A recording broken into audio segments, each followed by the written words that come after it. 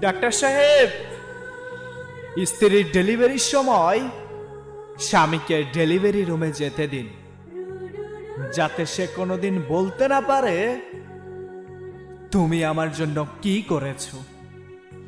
যখন সে স্ত্রীর প্রসব বেদনার যন্ত্রণাটা দেখতে পারবে, তখন সে বুঝতে পারবে তাকে বাবা ডাক শোনানোর জন্য একটা মেয়ে কতটা কষ্টের সম্মুখীন হয়েছে।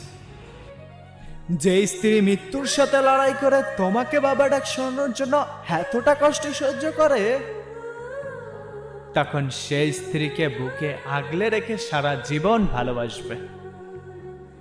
নারী, তুমি পারো বটে, তুমি বহুরূপী, তুমি বহুরূপী। সকল কষ্ট সহ্য করার পরও সবকিছুই মানিয়ে নিতে পারো।